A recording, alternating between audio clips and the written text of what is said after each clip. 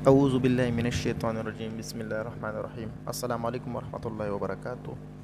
मुझे कहते हैं अशरफ़ और आज मैं जो टॉपिक लाया हूँ वो है जेरेंड। इस वीडियो में आज हम डिस्कस करेंगे जेरेंड क्या है और इसकी पहचान हम कैसे कर सकते हैं। देखिए डेफिनेशन से स्टार्ट लेते हैं। Gerund is a form of verb which works as a noun. तो जेरेंड क्या है? वर्ब का एक फॉर्म है, यानी ये वर्ब की तरह ही दिखता है और काम किसका करता है? ये नाउन का करता है। It is also called verbal noun. इसीलिए इसको क्या कहा जाता है? वर्बल नाउन इसको कहा जाता है। यानी एक ऐसा एक्शन जो हमें एक्शन तो नज़र आता है मगर वो एक्शन नहीं होता, बल्कि वो नाउन होता है, वो एक नाम होता है, यानी एक्शन का एक नाम होता है। वर्ब फॉर्म बनता कैसे? वर्ब की first form plus I N G is equal to gerund. तो क्या है? वर्ब की फर्स्ट फॉर्म के साथ जब हम आई एन जी का इजाफा करते हैं तो इससे जेरेंड बनता है।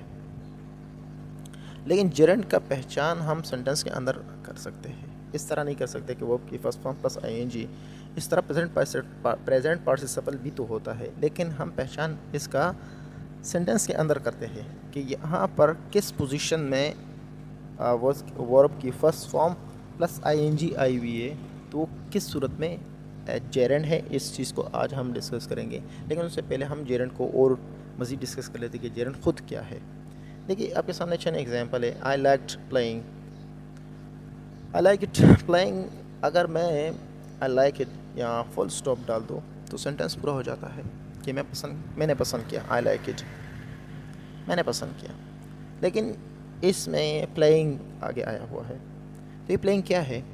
मान लो आप एक जगह किसी स्टेडियम या ग्राउंड के बाहर क्रिकेट का मैच देख रहे हो और आप किसी से कह दो कि मैंने खेलना, ये जो खेल हो रहा है मेरे सामने, जो 11 प्लेयर है और दो बैट्समैन और एम्पायर, ये सब मिल के जो खेल रहे हैं, ये मुझे पसंद है। देखो एक्शन हो रहा है, लेकिन ये जो एक्शन हो रहा है, इस एक्शन का नाम क्या है?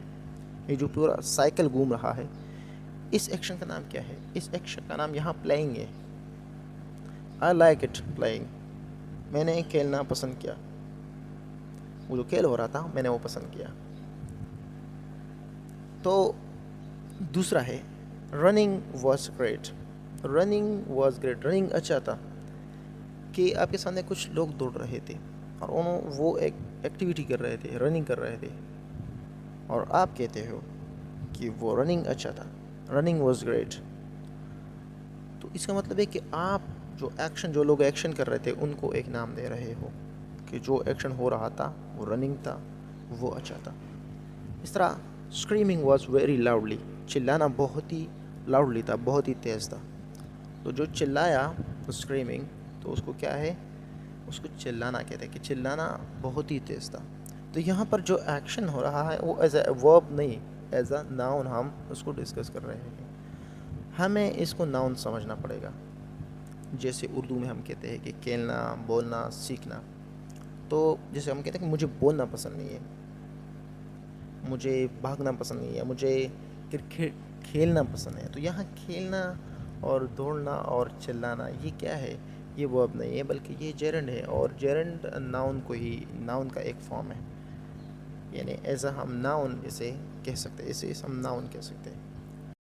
आइए अच्छा एग्जाम्पल इनको डिस्कस कर लेते हैं। Cooking is a great job. यहाँ कुकिंग क्या है?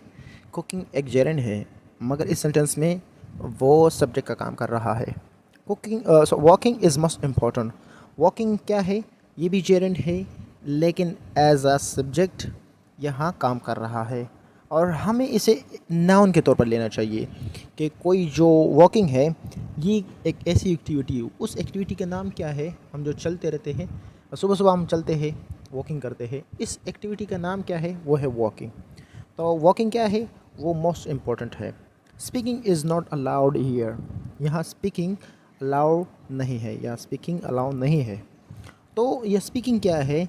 ये एक जेरेंड है और एक नाउन है। हमें यहाँ पर एज अ नाउन इसे लेना चाहिए, मगर इस सेंटेंस में वो सब्जेक्ट का काम कर रहा है। I like speaking.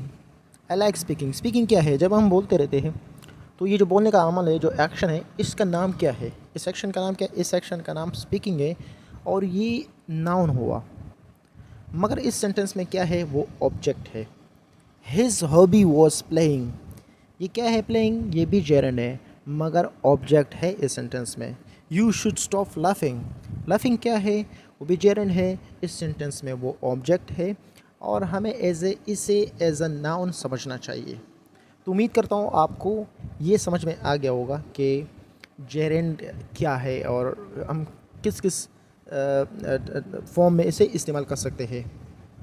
इस तरह he is interested in playing, यहाँ पर इनके बाद प्लेइंग आया हुआ है और प्लेइंग यहाँ पर जेरेंड है, लेकिन यहाँ पर जेरेंड क्या है? ऑब्जेक्ट ऑफ प्रेपोजिशन है, यानी प्रेपोजिशन का ऑब्जेक्ट है क्योंकि ये इनके बाद आया और इन खुद एक प्रेपोजिशन है।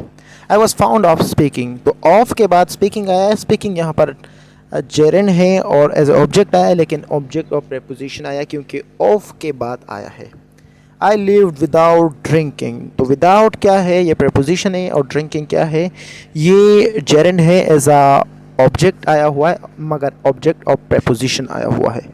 इस तरह आई डोंट लाइक अलीस बॉलिंग, तो अलीस क्या है? ये अपोस्ट्रोफी है और बॉलिंग क्या है? यहाँ पर जेरेंड है मगर एज आ ऑब्जेक्ट इस्तेमाल हुआ है और ऑब्जेक्ट किसका है? अपोस्ट्रोफी का है।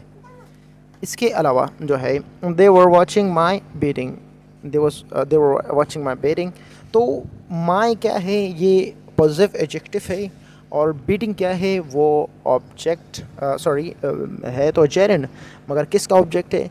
वो है पॉजिटिव एडजेक्टिव का ऑब्जेक्ट आया हुआ है यहाँ।